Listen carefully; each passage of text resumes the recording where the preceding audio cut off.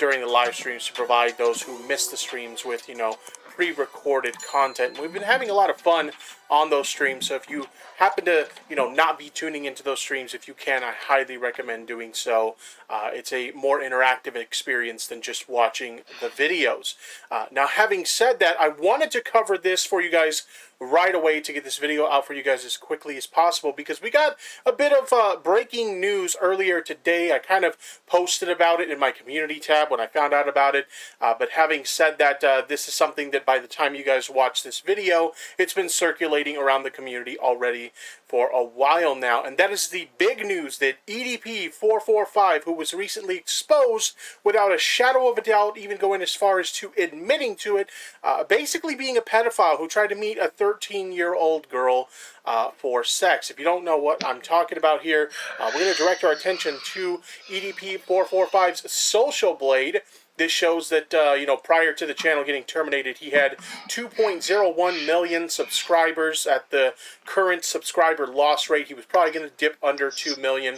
If we scroll down a little bit, we can see all the numbers of bleeding subs that happened.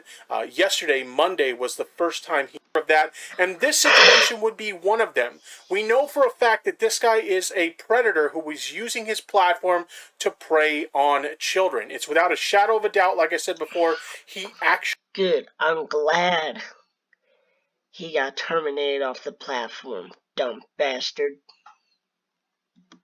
Admitted to it, so I have no sympathy for EDP445 whatsoever. I think YouTube made the right call by removing him from their platform, though. I think this is the first time, though, we've ever seen a situation where YouTube has removed someone from their platform for this kind of thing without a conviction. Most of the time when we see this reason being used as a reason to deplatform someone off of YouTube, it's usually because there was a conviction tied to this, but honestly, I don't see any issue with YouTube taking action now, because he literally admitted to it. He was caught in 4K, as a lot of people have been saying. Now, the interesting thing about this was also brought to my attention, his Instagram was also removed. He went by Big Playboy 445 on Instagram, and it seems like it was removed as well. Now, I don't know if this was because he was banned off of the platform, although I wouldn't mind if that was the case, since that was his platform of choice for preying on young children. Anytime he had ever been caught in the past, including this one, it was Instagram where a lot of the interactions started, and things of that nature. But we don't know if he was banned off the platform or if he willingly deleted his account. All we know is that it is going which only had 2 uploads very recently. He basically had an upload where he was stating that he was going to be deleting all his main channel videos, and then he also had another video, I think it was about like taking a dump or something like that, and he had privated all the rest of the videos on that channel as well. If we take a look here, he took a little bit of a subscriber loss on this channel, although he started gaining, which was weird. And then as well, because YouTube actually has a rule where if you're banned off their platform, you're not allowed to have another account. So any accounts you have at that time of being banned also get removed, and typically if you try to create any additional accounts, you will get banned as well. We've seen a few exceptions where people find ways to get around being rebanned if they create new accounts, and sometimes it works, other times it only works for a while. But having said that, I do find that interesting that his second account is still up and running. Now, another interesting kind of... Yeah, I don't get why YouTube takes down his first account, but he has his second account 2.0. I feel like if they took down his first account, they should have saw the second account and be like, oh, we need to take that down. But no,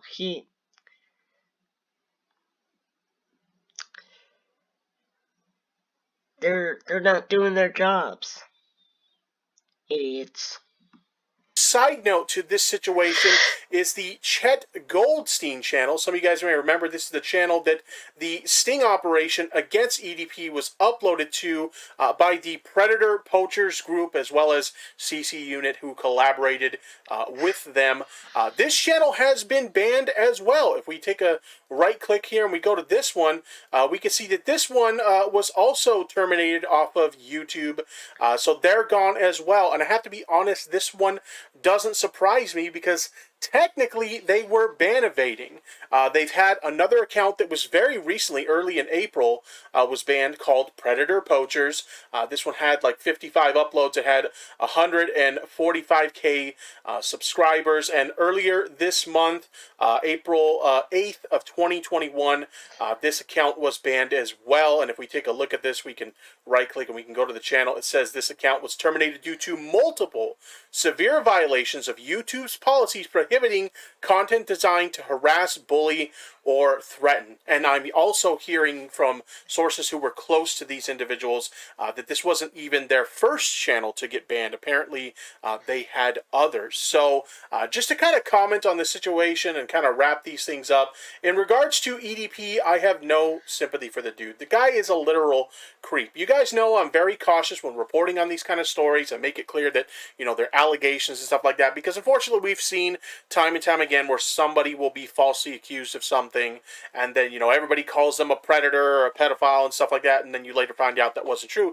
But in this case, like I said before, not only was there tons of evidence against him, but he openly admitted to it. He literally showed up trying to meet a 13-year-old girl for sex. Like, there is no denying whatsoever that this guy is a creep. So I'm 100% in favor of him losing his platform. And I honestly hope this second channel goes soon too. And also, it's interesting to see that his Instagram is gone as well. In regards to the Predator Poachers, the Chet Goldstein channel, you guys know I've been critical of them. You know what? I've praised them in the sense that, hey, you know what? It's a great thing that they caught EDP. But lots of information has come out about them making racist statements, making a lot of offensive comments, and things of that nature, doing just genuinely irresponsible stuff.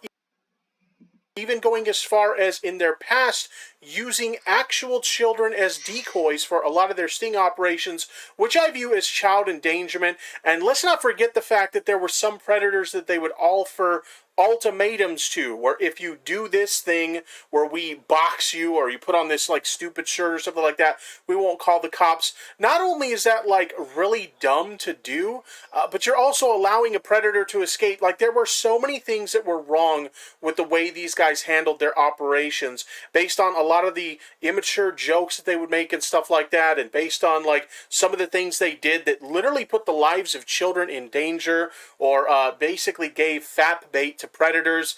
I've been extremely critical of the way they handle their operation. I'm just being honest. I don't think that these people are mature enough to handle these kinds of investigations. Not only that, but we've seen a lot of people who have literally been getting harassed by these people's fans, as well as other associates with the Predator Poachers.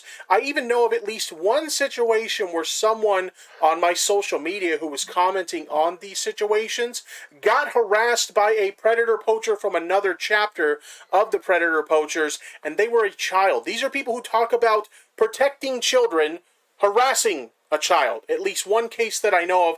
It's insanely ridiculous. You have these people who say that they want to protect children, and I think that that's an admirable goal. I'm all for it, right? But if you're doing it the wrong way, you have a lot of potential to cause serious harm to any potential police investigation. I get what a lot of these people are saying, like, oh, you know, they put up these videos and they expose these people and they ruin their lives forever. I get that. I get the logic behind that. But here's the thing. Wouldn't you rather that person go to jail so they couldn't reoffend, or so they couldn't prey on more children? Because here's the thing, as long as they're out and about and free, yeah, you expose them in your little YouTube videos or whatever, and you know what, they might be embarrassed for a while, but once people forget about that video, they're free to roam around and do whatever they want and potentially prey on other children. Getting these people in jail is far more important than humiliating them on the internet. Humiliation on the internet only lasts for a while until people move on to something else that they're upset about, that they're outraged about. The humiliation only lasts a while. We really need to get these people in jail, and it's already hard enough to prosecute these kinds of crimes. It's already hard enough. So why are we going to complicate that with these amateur investigations? I get that a lot of these people have their heart in the right place. They're trying to protect kids. I understand that, and I can definitely admire that.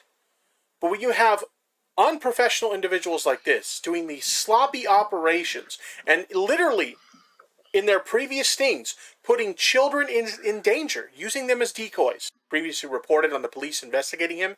I hope he gets locked up too and put on the sex offender registry, because